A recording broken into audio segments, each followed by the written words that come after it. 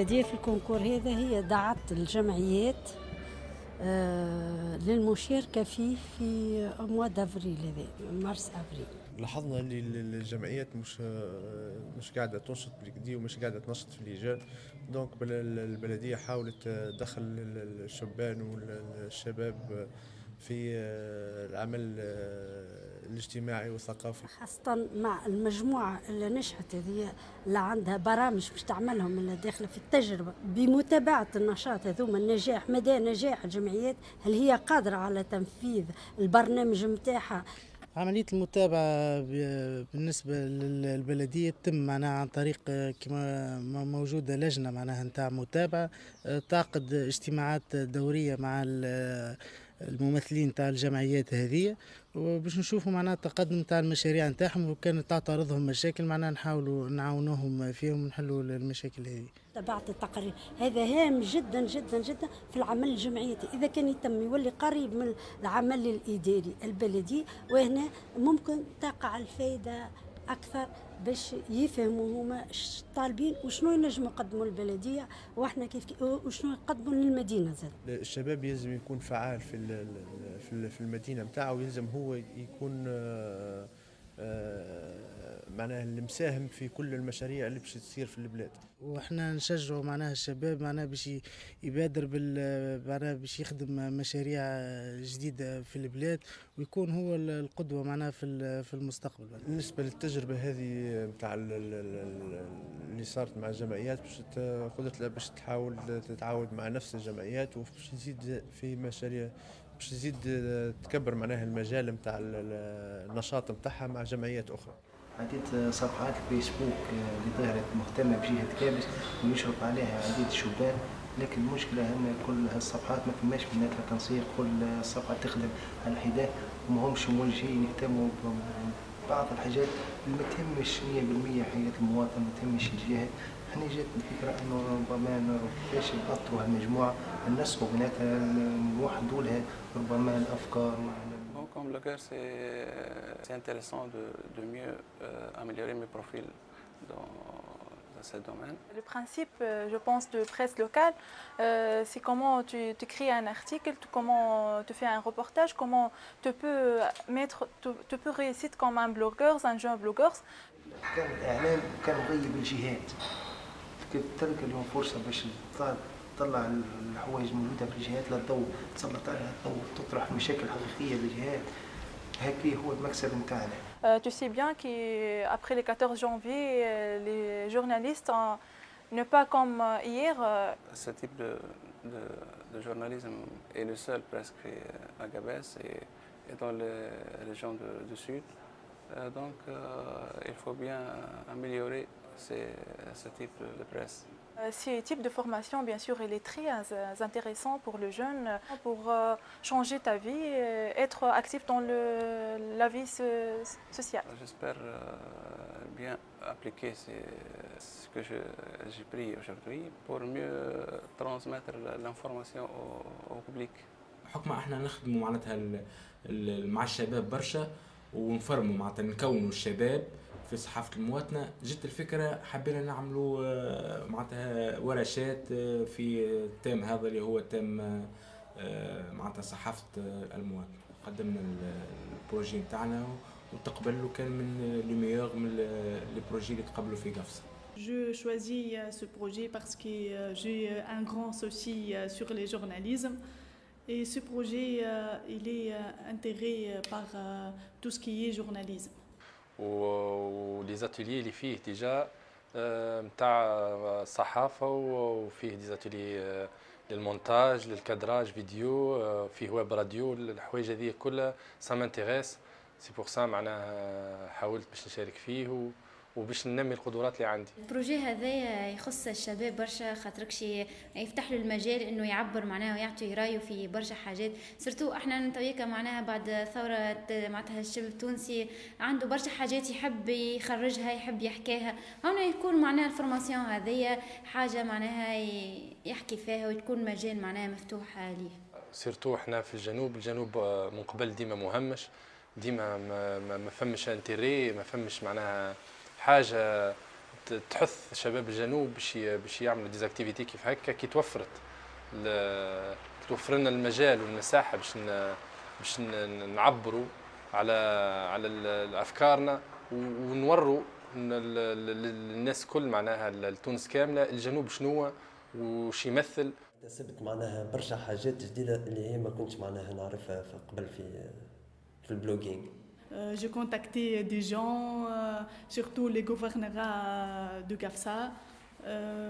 J'ai fait beaucoup de connaissances. الأجواء اللي لقيتها في الفورماسيون هذه أكثر حاجة إنها ترافاي دي جروب وتخليك إنك تخرج معناها وتخدم سير تيران معناتها مرتاح خاطر فما فورماسيون قاعدة معناها جمعية قاعدة إنها معناها واقفة معاك معناتها. سيرتو معناها مع دي جون هكا بلوجر تحسم أكتيف. لقيت معناها المساعدة معناها من لي فورماتور من العباد الكل. عطتني بلوس وثم دي تكنيك ما كنتش نعرفهم تعلمتهم جدد. تعطيني لي انا فكره معناتها في المجال هذايا مش معناها حكايه ولا كوبي باش نعطيها اني الفورماسيون تو سامبلومون لا تكون لي انا معناتها حكايه نجم اني معناتها في الايامات الجايه نتعمق فيها ونعرفها اكثر. Je deviens actif et responsable pour traiter les problèmes de ma région. Le bureau régional de Monastir, on a gagné le concours d'idées Jeunes en commun. Et voilà, je présente l'idée, c'est Keep Calm and Vote. En fait, on a besoin de ce type de projet, on a besoin des conférences et des discussions ouvertes à propos de ce sujet, parce que avant le 14 janvier, avant la révolution tunisienne, on n'a pas eu d'idée à propos de la démocratie, à propos de la centralisation, de la décentralisation, du travail politique, du travail associatif et tout ça. Donc c'est une nécessité absolue dans la société tunisienne maintenant d'avoir une idée globale à propos de ces termes. De me faire apprendre de nouvelles choses sur la politique, sur la citoyenneté, sur tout ce qui est droit. Et l'honnêteté des élections, bien sûr, ça m'intéresse beaucoup parce que le futur de mon pays est inclus dans ce thème. Aujourd'hui, donc c'est la cérémonie de clôture du projet C'est facile d'avoir accès aux services municipaux réalisé par l'association Citoyenneté pour tous. Plusieurs jeunes sont venus pour célébrer donc cette fête de la fin des activités. Mais réellement, le projet, ça va continuer. Donc, il y a une ampleur, il y a une vivacité des jeunes pour suivre donc, ce projet, pour donner de plus. Le but de cette action, éduquer les jeunes à être citoyens actifs. Je participe avec l'association à programmer et à exécuter les actions. شاركت في المشروع هذايا معناها تبعت بكل المحطات اللي دارت فيها فعاليات المشروع هذايا سواء كانت المحطات هذه معناها ميدانية أو مالية. الفورماسيون هذه أضفت ياسر لشخصي عن طريق علاقات جديدة بالشباب النشط في المجتمع المدني. أضفت لي كم هائل من المعلومات خلتنا نوع مفاهيم جديدة. المواطنة، علاقة المواطنة والانتخابات، علاقة المجتمع المدني والانتخابات، كيفاش نكونوا فاعلين في مجتمعنا ونحاولوا نعاونوا بلادنا وطننا هذا باش نسمو بها نحو الأفضل. أضافوا لي برشا معلومات جديدة، فتحوا لي آفاق حياتية كانت يمكن مغلقة في حياتي، أني مش فايقة بها الآفاق هذيك.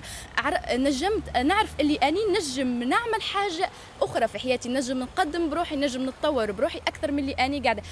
هذا أعطاني دفعة أمل هكايا باش نسير في حياتي إلى ما هو أفضل معناتها، ونحاول نجتمعوا كلنا ونقدموا حتى ولو خطوة بسيطة. الهدف من المشروع هذايا أنه نوثقوا الموروث نتاع قفصة من خلال الناس الكبار اللي هم باقين يندثروا تو، اللي اسمه لاباسريل بالفرنسي والمعبر بالعربي. جتني الفكرة بحكم انها قفصة معناتها عندها تاريخ كبير وموروث ثقافي كبير برشا، ما توا حتى اللي اي واحد تسأله على التاريخ نتاع قبل ما عادش تلقاه، كان في الناس اللي هم كبار.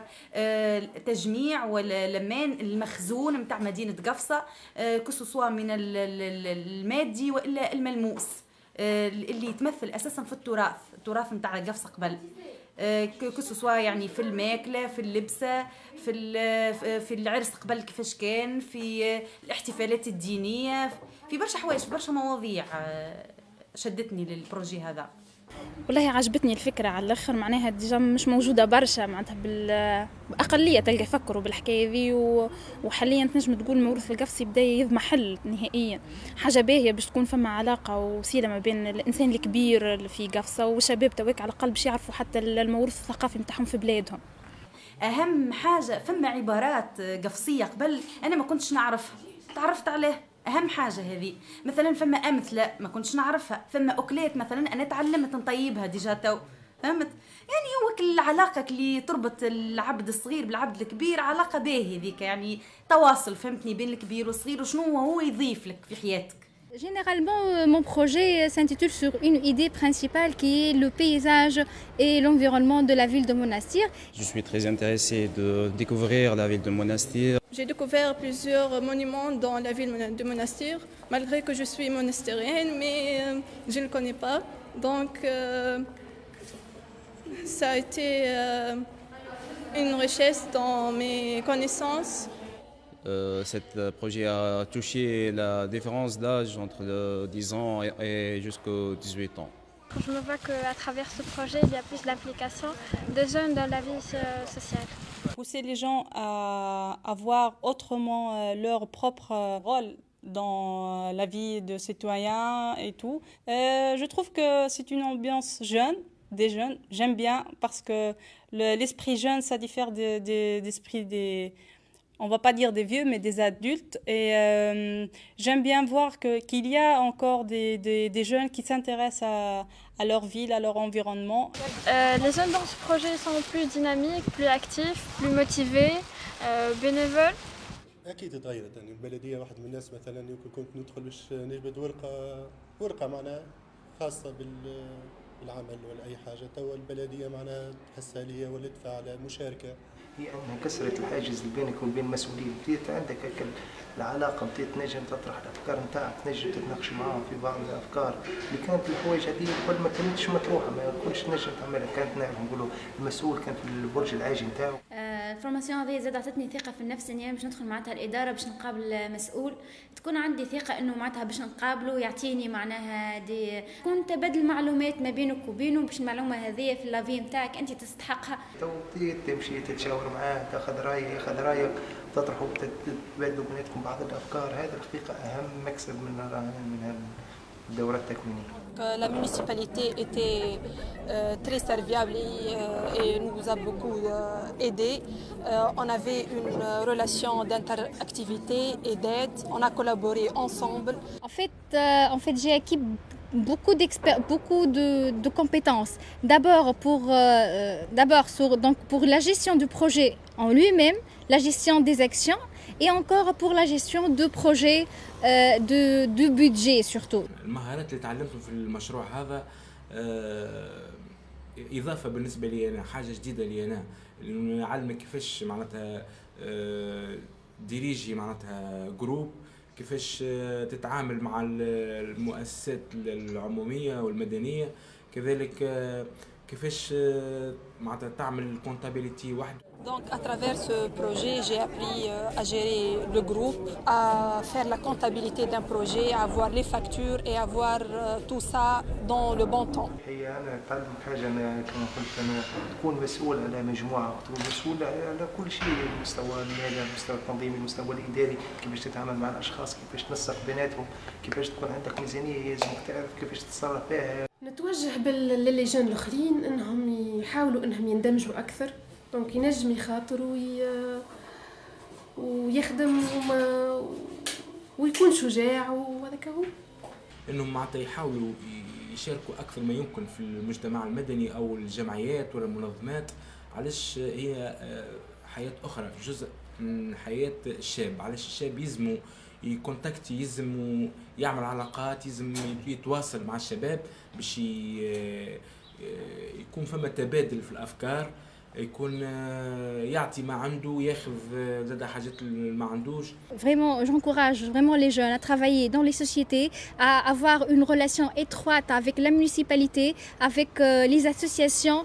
يا شباب تعالوا اهتموا شوية بالجهة نتاعكم، الشيء باش يخلي يعود بفايدة لكم انتم وعلى الجهة نتاعكم. Donc je vous demande, je vous invite à participer dans le monde associatif. Soyez nombreux, voilà. On est jeunes. C'était enfin une très très belle expérience.